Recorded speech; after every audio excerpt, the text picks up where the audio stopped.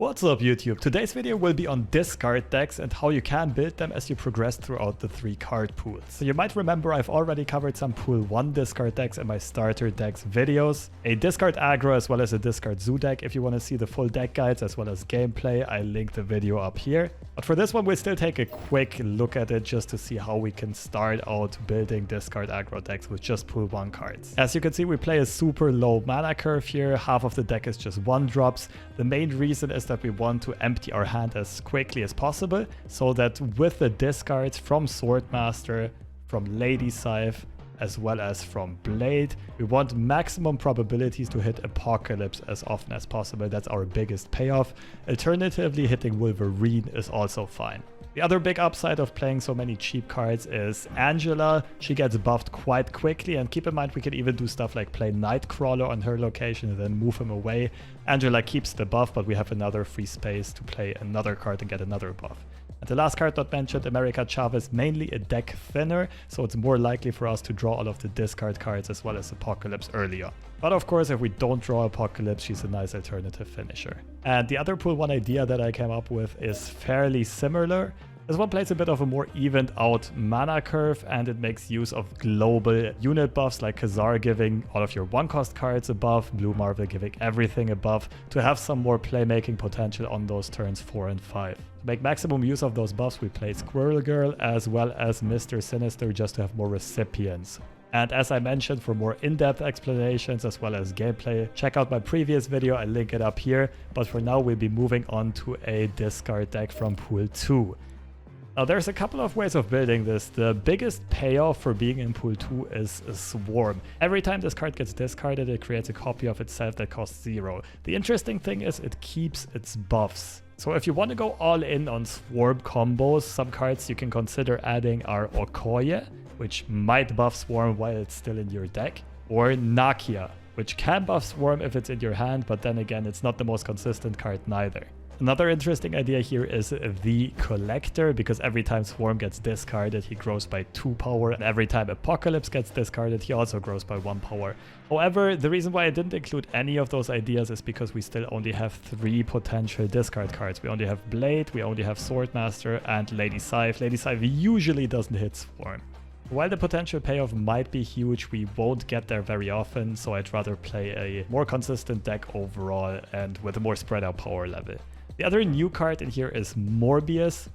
Again, this card would be better if we had more discarders in our deck. Even in this build, we will usually discard 2 or 3 cards throughout the course of the game, so it's 2 mana for a 4 or 6 power card. It's still pretty solid. For the 1-drops, there are also a couple of tech choices to consider. You could of course still play Electra. You could play Sunspot, which can make use of your empty mana on those turns where you are managing your discards or setting up combos. Cork is pretty good for Disruption. I also kind of like Iron Fist because of the Angela synergy to get another free buff without clogging the location. Also for accessing locations like Sanctum Sanctorum, where you cannot play cards otherwise. So overall, the playstyle is still quite similar to the pool 1 decks. Nonetheless, I'll show a gameplay example right here.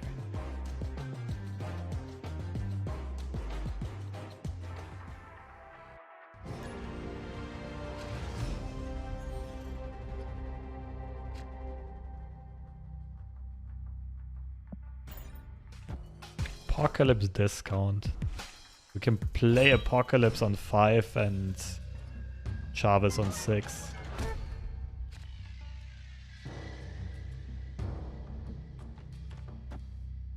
We don't want to play Angela left side because we want to get Iron Fist value, right? Whew. Never mind. Well, we're up by 1 power on the right side. What could possibly go wrong here?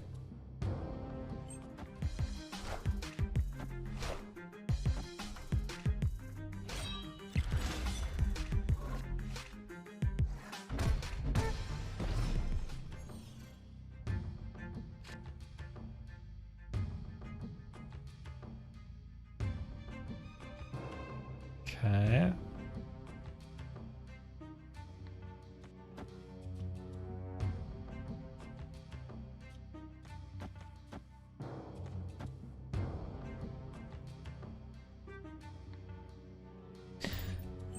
Discarding Swarm isn't even that great because we don't really have enough space to play it. What I maybe should have done is play Swarm from hand, keep Wolverine in hand, because we can also randomly put it into Sanctum Sanctorum if we're fortunate. Not the YouTube vids as a new player. I'm happy to hear it. Okay. So Apocalypse into Chavez is probably our best play. Red Skull. Would that change things? I mean, this is... No, wait. These are better.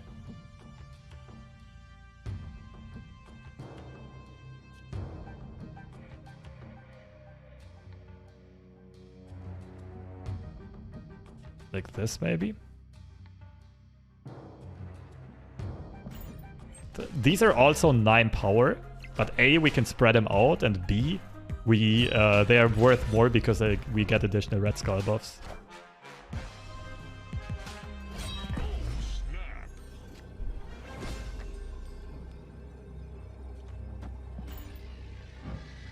By the way, I watched Doctor Strange and the Multiverse of Madness yesterday, and now I finally know who America Chavez is and what she can do, and why she's strong in this game. By Iron Fist, Angela synergy, and it allows us to access locations where we otherwise could not play cards. Chavez is insanely powerful in the comics. She's kind of broken, but yo, Wanda is like giga broken. She's completely OP. Like Scarlet Witch. G to the G.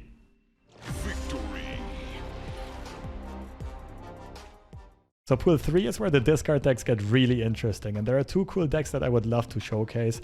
The first of them is Dracula discard, but unfortunately I don't have Dracula yet. I'm missing a couple of key cards, so that's why I'll go over to marvelsnapzone.com again and show you what a full Dracula deck looks like. So first of all, I'll explain Dracula, the core build around in this deck. At the end of the game, discard a card from your hand. This has its power.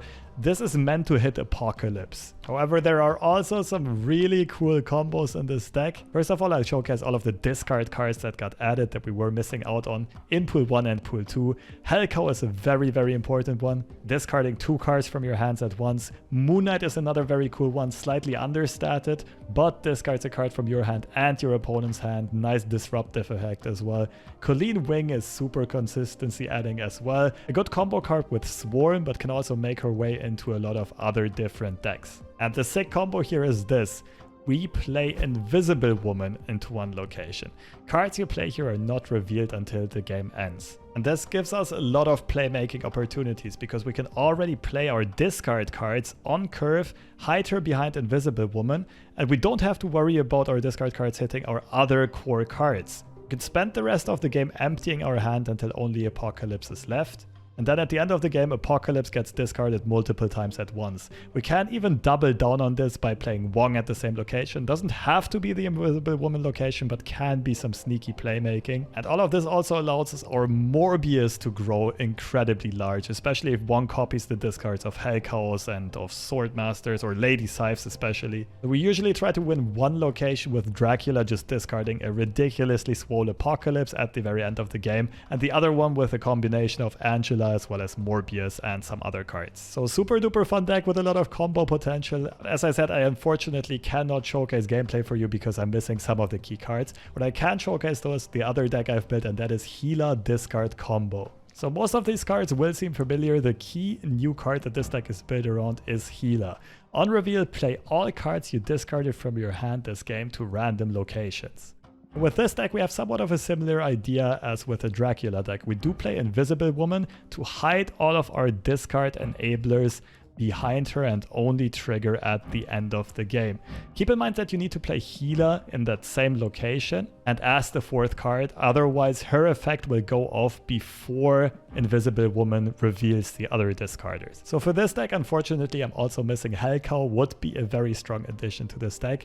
And for the 5 and 6 cost cards that you want to add, you do have quite a bit of flexibility. These are just the best that I could come up with in my collection. Some honorable mentions here are Giganto, or Death, and even cards like Ghost Rider or Gambit could find their way into this deck as tech choices. All in all, not the most consistent deck ever because it is very reliant on drawing hela. And in some situations, you can also get quite unlucky with the discards, but the potential power level of this deck is absolutely enormous. And this deck is also very fun to play as well as very fun to watch. So here's a gameplay example of how it can be played out.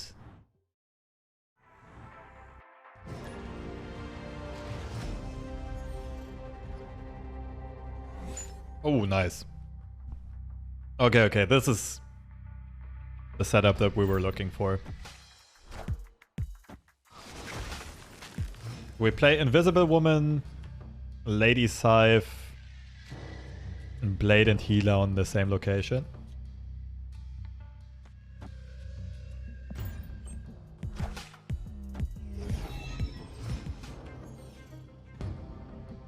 Then Colleen Wing can discard Captain Marvel. Ooh. Now I am a little bit sad that... Wait. Can I do this somehow?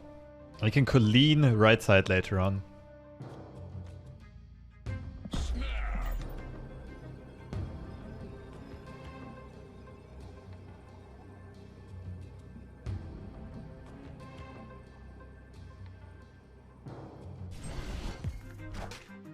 I don't care.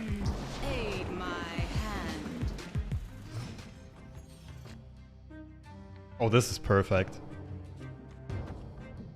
Colleen discards Captain Marvel and Iron Man. I don't really have a play for the next turn then, but I can just skip.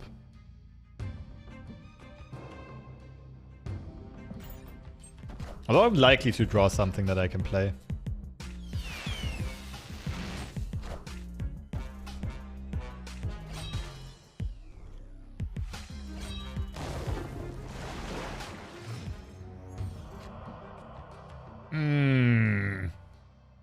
Nuh-uh. No shot.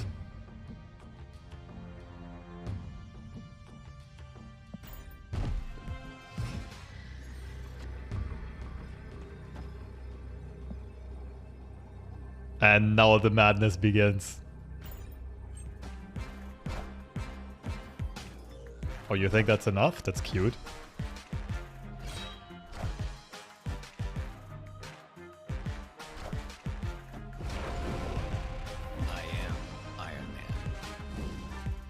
Oh hey, I got one of those as well.